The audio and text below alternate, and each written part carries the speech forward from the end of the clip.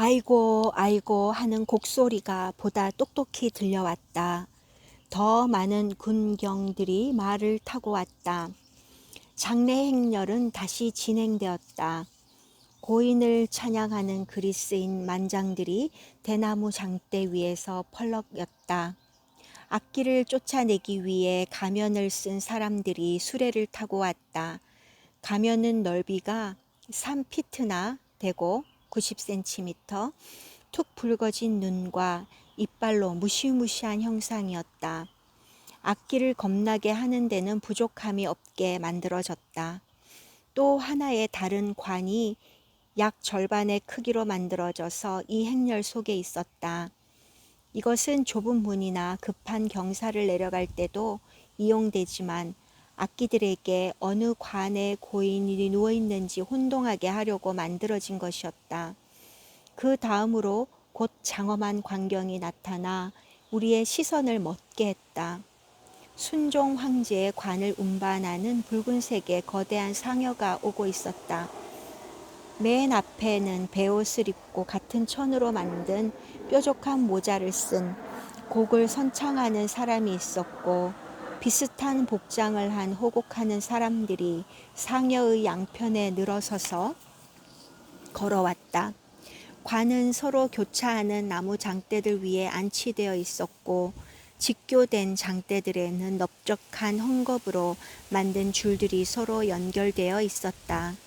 그물같이 연결된 장대와 거기에 달린 끈들을 어깨에 걸치고 190여 명의 인원들이 이 무겁고 큰 상여를 운구하고 있었다. 상여를 받치는 두 개의 커다란 사각목들이 상여의 길이와 평행으로 놓여 있고, 이 평행 사각목들을 가로질러 직교하는 장대들이 17개 있었다. 이 장대들을 연결하는 끈은 어깨에 매도록 만들어져 있다. 상여 자체의 크기는 길이 10피트, 1피트는 30.48cm, 넓이 5피트, 높이 6피트 정도며 붉은색으로 채색되어 있었다. 긴 끈이 상여의 앞쪽과 뒤쪽에 늘어져 있어 사람들이 그 끈을 잡고 가고 있었다. 이것의 실제적인 목적은 경사진 곳을 갈 때 무거운 상여의 움직임을 조절하기 위한 것이기도 했지만, 앞에서 이 줄을 잡아당기면 뒤에서는 반대쪽으로 계속 당겨 상여를 천천히 가게 하는 고인을 애도하는 상징적 표현을 담고 있다고도 한다. 이 두 사람이 상여의 앞뒤에 올라서서 전면과 후면을 향해 각각 손에 든 종을 흔들면서 상여를 옮기는 사람, 상여꾼들의 걸음에 박자를 맞추어 주었다. 그 다음에는 고인의 왕비인 윤 씨와 왕가의 여자 친척들이 탄 가마들이 오고 있었다. 그들은 문에 발을 치고 있어서 얼굴을 모습을 볼 수 없었다. 그 가마들 뒤를 왕실의 친척들, 정부 요인들이 인력거를 타고 따르고 있었다. 우리에게 가장 흥미 있었던 것은 종이로 만든 말들이었다. 이것들은 6개의 수레에 각각 한 마리씩 실려왔는데 지상에서 약 14피트 높이로 우뚝 서서 오고 있었다. 말들은 질긴 조선 종이 뽕나무 껍질을 가지고 손으로 만든 것에 풀을 발라서 더욱 두텁고 질기게 한 다음 거기다 대나무를 골격이 되게 넣어서 말의 형상을 만든 것이다. 종이 말들은 고인이 된 황제가 내새에 타고 갈 것이었다. 4마리는 안장까지 갖추어져 있어 당장에 탈 수 있게 되어 있었고, 2마리는 예비용이어서 안장이 얹혀 있지 않았다. 종이 말들은 묘지에서 불태운다. 이 장례 행렬은 무려 1마일, 약 1600m 이상 뻗어 있어서 촬영할 수 있는 소재를 많이 제공해 주었다. 메리안과 나는 조선 역사의 한 장면을 직접 목격할 수 있는 행운을 가졌었다. 조선의 주요한 한 장면의 역사는 이렇게 하여 막이 내려졌다. 왕가의 거창한 장례 행사, 옛 전통의 화려함도 이것으로 마지막이라는 것을 우리 눈으로 확인했던 셈이다. 이틀 후 나는 어머니 메리안과 함께 미국 영사 관저의 뜰에서 열린 서울 여성클럽의 연례 파티에 참석했다. 그때는 곧 여름철이 시작될 무렵이었으므로 우리들의 대화는 자연히 휴가 계획이 화제가 되었다. 사람들의 약 절반은 우리에게 서해안의 소래 해변을 추천했고 나머지 사람들은 동해안의 원산 해변을 권했다. 에비슨 부부와 아들인 닥터 더글러스 에비슨, 나와는 토론토 대학교 의과대학 동창인 은 서해안의 소래 해변에는 꼭 가봐야 한다고 강조했다. 언더우드 가족들도 소래 해변에 대한 열광자들이었다. 호러스 언더우드는 자기가 디자인한 검은 오리라는 이름의 돛담배를 손수 만들고 있었다. 그는 그 배가 완성되면 함께 타고 여행하자고 했다. 우리의 임지인 해주는 소래에 가는 길목에 있었으므로 우리는 언더우드 가족에게 여행 중에 해주에 들려 달라고 초청했다. 고든 에비슨, 잭 부츠 등 다른 사람들은 원산 해변이야말로 진정으로 훌륭한 해변이므로 반드시 가봐야 할 곳이라고 강조했다. 또한 원산에 가게 되면 그 근처에 있는 명산인 금강산으로 쉽게 캠핑 여행도 갈 수 있다는 점을 들어 열심히 원산 해변을 권고했다. 아펜젤러도 우리가 원산 해변으로 가면 세일보트를 태워주겠다고 제의해왔다. 그는 원산만은 세계적으로도 큰 만에 속하며 해군의 대함대를 전부 수용할 수 있을 정도라고 말했다. 또 한 사람의 원산파는 우리가 원산에 흥미를 보이자 더욱 신이 나서 말했다. 이건 방금 들은 소식인데 원산 해변에 있는 오막살이 별장 한 채를 그 지역에서 유일한 모터보트와 함께 팔려고 누가 내놨습니다. 그 집 주인은 곧 세상에 종말이 온다고 믿어 애들은 학교에서 퇴학시켰고 귀국하려고 짐도 다 꾸렸다고 합니다. 곧 세상에 종말이 온다고 믿는 사람이라면 돈도 별로 중요하지 않을 테니 싸게 살 수 있을 것이다. 나는 이 소식에 마음이 들떠 흥분하고 말았다. 그러나 메리아는 정말로 사리가 분명한 아내였다. 그녀는 단 한마디의 질문으로 나의 흥분에 제동을 걸었다. 무슨 돈으로 그걸 사겠다는 거죠? 빚을 내어 이자를 물면서요? 그녀는 곧 달래는 목소리로 어조를 부드럽게 바꿨다. 여하튼 별장을 사려면 먼저 양쪽 해변을 다 봐야 하지 않겠어요? 나는 메리안의 말이 옳다는 점을 인정하고 동의했다. 그래요.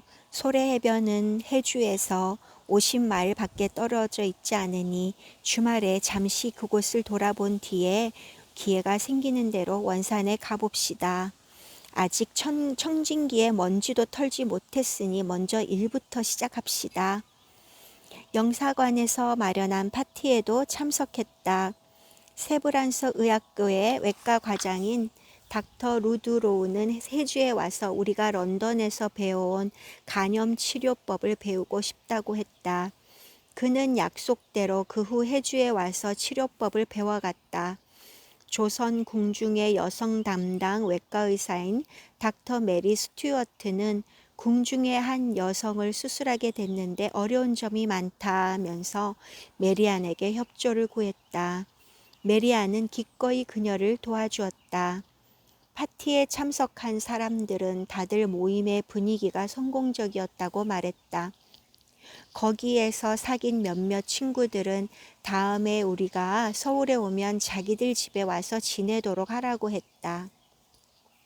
우리는 후에 가끔 그들의 집에 머물면서 좋은 친구가 되었다. 조선어학교의 첫 학기는 6월 18일에 끝났다. 비록 공부는 힘들었으나 오랫동안 우정을 나눌 수 있는 좋은 친구들을 사귈 수 있어서 즐거웠다. 학기가 끝나는 것이 섭섭했으나 우리는 10월에 시작하는 2학기에 또 올 수 있을 것이라는 희망을 가지고 헤어졌다. 조선의 연례 감리교 선교회의가 그달 말에 열렸다. 6월 24일에는 새 직책을 맡게 된 임원들의 이름이 발표되었고 새로운 선교사들이 공식적으로 소개되었다. 우리와 함께 생기발랄하고 젊은 모드 키스터 양이 소개되었다.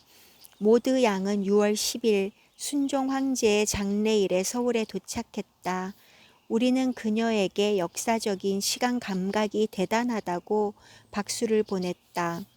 그녀는 그 후 우리의 좋은 친구가 됐으며 2년 후에는 크리스 젠슨 목사와 결혼했다. 모드 양은 선교부의 재무 담당 보조로 일하다가 후에 담당 책임자가 되었다. 크리스 젠슨 목사는 조선 중부를 전도 담당 구역으로 맡고 있었다. 그들과 우리는 조선에 있는 동안 즐겁게 왕래하는 좋은 친구가 되었다. 임지로 떠나기 전 서울에서 내가 해야 할 중요한 일 중에 한 가지를 나는 아직도 못하고 있었다. 그것은 메리안에게 내가 태어난 집을 보여주는 일이었다. 어머니는 다음에 서울에 올 때 그곳에 가보면 되지 않겠느냐고 생각했다가는 그 건물은 영영 못 보게 될지도 모른다고 했다. 그 자리에 신식 건물이 세워진다는 소문을 들었던 것이다.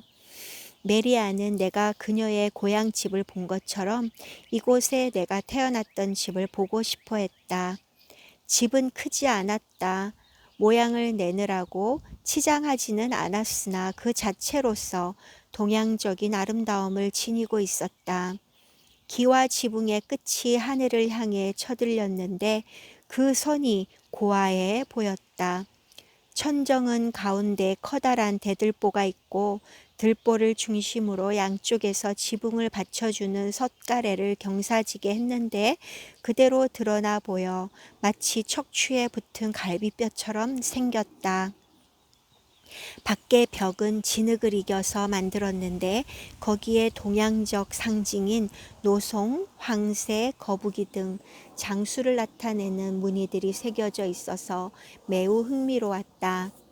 이 무늬들은 진흙이 마르기 전에 새긴 것이다.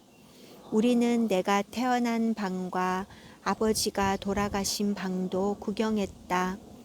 방에 칸막이는 부분적으로 허물어져 있었는데 그것은 빗자루 만드는 나무를 효과적으로 이용한 것임을 알 수 있었다. 이 집은 아버지가 태어났던 통나무 집과 비슷한 편안하게 만든 동양식 가옥이다. 아버지와 어머니는 선교 생활 초기에 노블씨 내외와 함께 이 집을 썼고 노블씨의 딸이 태어날 때도 이 집에서 어머니의 손으로 출산을 도왔었다. 우리가 청일전쟁 발발로 평양에서 서울로 돌아왔던 날 저녁에 딸이 태어난 것이다. 우리의 화제는 자연히 노블씨 부부에게로 옮겨졌다. 나는 메리안에게 노블씨 부인을 매우 높이 평가한다고 말했다. 부인은 두 아이를 아주 어릴 때 잃었어요. 그처럼 큰 슬픔 속에서도 희망을 잃지 않고 모든 것을 긍정적으로 받아들였어요. 나는 소년 시절부터 부인과 자주 이야기를 나누었는데 그때마다 항상 새로운 힘을 얻었어요. 유태인의 랍비였던 벤 에스라의 시처럼 더 좋은 시기는 아직 오지 않았다 라는 점을 그녀는 믿고 있었어요. 메리아는 그 자리에서 참지 못하고 졸랐다. 지금 바로 노블씨 댁으로 갑시다. 해주로 떠나기 전에 만나보고 싶어요. 우리가 그 댁에 갔을 때 노블씨 부인은 외출 중이어서 자리에 없었다. 대신 노블씨가 반갑게 맞아주었다. 우리는 지난번 그가 우리의 입장을 이해하고 여러 가지 문제에 대해 조언해 준 점에 감사를 표시했다. 메리아는 이 새로운 사회에 대해 그때 노블씨가 암시했던 내용을 더 자세히 이야기해 달라고 졸랐다. 노블씨는 자기가 관심을 지닌 내용에 대해 메리안이 이야기해 달라고 하자 매우 흐뭇해하는 것 같았다. 노블 씨가 그날 우리에게 해준 이야기들은 선교 생활을 시작하는 우리에게는 너무나 도움되는 것이었다. 선교에 대해 그가 내린 정의를 지금까지도 생생하게 기억하고 있다.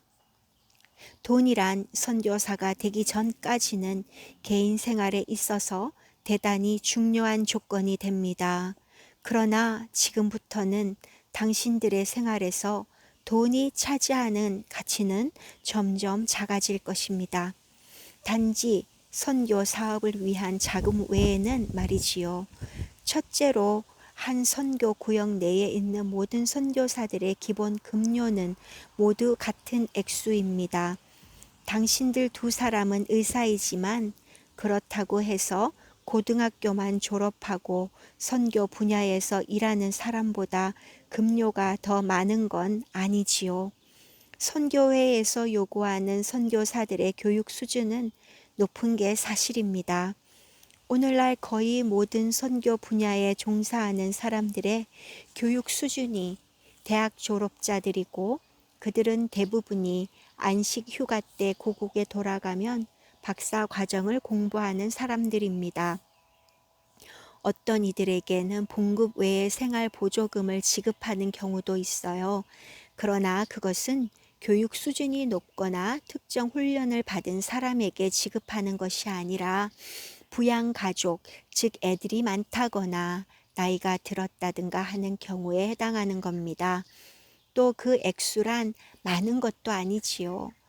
당신들 두 사람은 대학을 나왔어요. 대학 중에서도 의과대학을 졸업했어요. 그러니까 미국에서 산다고 하면 전문 의사로 자격이 충분합니다. 이제 앞으로 당신들의 학교 동창들은 멋진 스포츠카를 타고 비싼 개인 전용 요트를 소유하고 호화로운 저택에서 살게 될 겁니다. 또 어떤 동창이나 친구들은 자기네들이 입지 않는 헌 옷들까지도 당신들에게 주겠다고 할지 모릅니다. 그럴 때는 그들이 주는 것을 기쁜 마음으로 받기 바랍니다. 그렇게 함으로써 당신들은 물건도 그냥 얻게 되거니와 그들로 하여금 당신들을 통하여 좋은 일을 할 수 있는 기회를 주는 게 되기 때문이지요. 휴가가 되면 당신들은 친구들과 함께 소위 이곳에서는 불교의 스님들이 동량이라고 하는 자선을 구하는 일에 나서게 됩니다. 이것은 당신들이 성취하고자 하는 일을 하나님의 이름으로 보조받자는 것이고 그렇게 하여 병든 사람들을 돕고 하나님의 나라가 지상에 더 빨리 이루어지도록 하기 위한 것입니다. 여기에서는 미국에서와 같이 그 사람의 수입을 가지고 1만 달러짜리 혹은 2만 달러짜리니 하여 사람과 사람 사이를 구별하거나 평가하는 일은 없습니다. 또 아내들이 남편들에게 더 좋은 자리에 가도록 바가지를 긁는 일도 없습니다. 소위 계급이 없다고 하는 소련 사회에서도 많은 계층이 있으며 높은 자리에 있는 사람들에게 많은 혜택이 있습니다. 그러나 여기에 선교 사회에서는 모든 사람들이 똑같은 액수의 수입을 갖고 있으므로 그러한 경쟁 의식은 배제되어 있습니다. 어느 선교사든지 자기가 저축한 돈으로 책이나 옷이나 기타 다른 용도에 쓸 수 있는 것을 가질 수 있습니다. 그러나 우리 선교사들의 세계는 허울만이 아니라 진정으로 계급이 없는 사회입니다. 아무리 계급이 없는 사회라 해도 세력이나 혜택을 더 갖기 위한 경쟁은 있을 수 있습니다. 그러나 실제로 이곳 선교사회는 그런 일이 거의 일어나는 예가 없습니다. 그 이유는 그렇게 경쟁해 봐야 생기는 건 돈이 아니고 머리를 썩혀야 할 일만 더 늘어날 뿐이거든요. 그러니 아마도 동료 선교사들보다 경쟁을 하여 이기려는 선교사는 거의 없을 겁니다.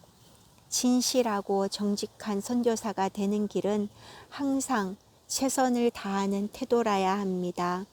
왜냐하면 선교 사업이란 전적으로 하나님을 위한 일이며 다른 사람들에게 봉사하는 것이며 개인의 야심이나 이득을 위하는 일이 아니기 때문이지요.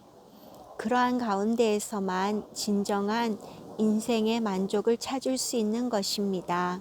선교사의 삶이란 그 가치가 지대하여 다른 어떠한 것하고도 견줄 수 없는 독특한 점을 지니고 있습니다. 선교사가 되고자 한 동기가 불분명하고 종교적 믿음이 약하고 열정이 적은 사람들은 자연히 이 생활에서 탈락하고 맙니다. 당신이 탈락하면 그 자리를 메꾸려는 사람들이 많지 않다는 점을 잊지 말기 바랍니다. 모국에서 당신이 의사의 자리를 내놓으면 그 자리를 신청하는 사람이 많은 경우와는 다릅니다. 여기에서 당신이 중단하게 되는 경우 당신의 자리를 일반 사회의 의사들은 탐내지 않기 때문에 당신이 종사했던 하나님의 사업은 심한 타격을 받게 됩니다. 당신들은 하나님과 고통받는 인간들에게 책임이 막중하다는 점을 알아야 하고 하나님께서 당신에게 맡긴 임무에 대해 항상 하나님께 힘을 주십사고 간구하고 인도하심을 부탁드려야 합니다. 나는 당신들이 하나님을 성실하고 충정으로 섬기리라고 확신합니다.